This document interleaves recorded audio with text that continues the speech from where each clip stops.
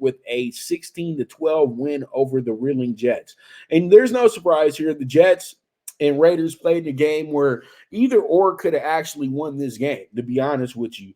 And I just really think that the Raiders possibly got their final win of the season last night, to be honest with you, because I truly do feel that when it comes down to this game right here, that, the Raiders were all in on it because they know that they're going against an opponent that they have to beat for the grand scheme of things in the playoff hunt. And they know this was a huge win for them because, in all honesty, last week they couldn't. There was no way they're going to lose to the Giants. The Giants are absolutely awful. Once they lost Daniel Jones, that game was over. But when it came to the Jets this week, the Jets really did show a team that they really did show the look that they could come in here and beat the Raiders because they had the type of defense that can frustrate the Raiders and, pretty much did throughout the first 3 quarters of the game. They were up 9-3. They just couldn't connect and turn those field goals into touchdowns. Now, if they would have turned those field goals into touchdowns, the Raiders would have lost the game 21-16 possibly. You know what I mean? When you look at the way you mess up games sometimes with certain teams, that you got to score a touchdown against them. And the Raiders, that's what happened in this game. Whoever scores a touchdown wins. And the Raiders were the team that scored the touchdown yesterday, so they won. But I'm not that impressed with the Raiders. I'm not that impressed with their coach right now. I felt like what they did was they had a very, very stagnant game plan last night, an obvious game plan. Feed Josh Jacobs and then try to win off of the play action passes and things of that nature. And I don't think that's not a recipe for winning long term. That's a recipe for winning against a team that has a minimal offense like the Jets do.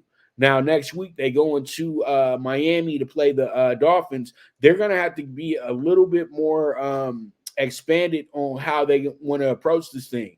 And they know that they have a quarterback that's just not that guy. Let's keep it real. You know what I mean? No offense to O'Connell. He's a good guy. He's a nice guy, but he's a backup. He's not a starter, okay? And that's what the biggest problem is. The Raiders are stuck with a rookie who's supposed to be a backup because they can't go to Brian Hoyer because he's too old. And Brian Hoyer is just won't deliver some wins for you because that's what the Raiders are hoping and wishing, that they can at least just finish the season with a winning record. They know that they may not make the playoffs, but they want to finish with a record that says, you know what, we tried. And I truly do think the way that the Raiders are approaching these games right now with this whole I'm from Compton and, RWA and all this gangster rankster stuff that has nothing to do with football, it's trying to intimidate your opponent. And in the NFL, that's the last thing that you do to try to get your point across, is intimidate your opponent.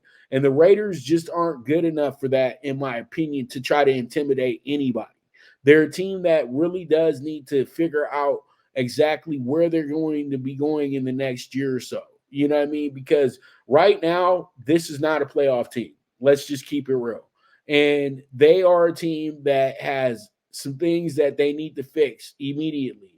And that might be just going ahead and really, alleviating yourself of certain high-paid players. So then you can just start fresh, start new, and give your new regime a chance to actually build a team that hasn't been soiled or tainted by the last coaching staffs. You know what I mean? It is what it is at the end of the day. The Raiders get a great win. They're 5-5. They're back in the playoff hunt as well, too. They got Miami next week. The Jets next week are trying to figure out how they can get themselves back into the mix.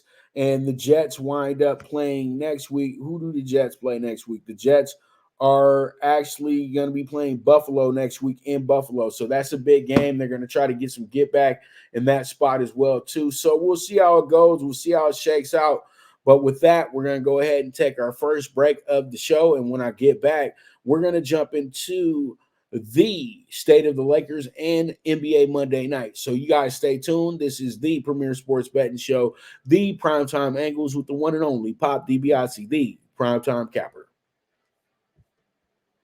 Good News Only Racing Club, led by the legendary Doug O'Neill, the trainer of 2 Kentucky Derby winners and I'll Have Another and Nyquist. Also trained 2-time Breeders' Cup champ Golden Sense, who are just a part of a long list of thoroughbred champions trained by Doug O'Neill. The Good News Only Racing Club has a young core of horses to look out for in Dennis's Celery, Irish Heatwave, and Notre Dame, just to name a few. Win the day every day with the Good News Only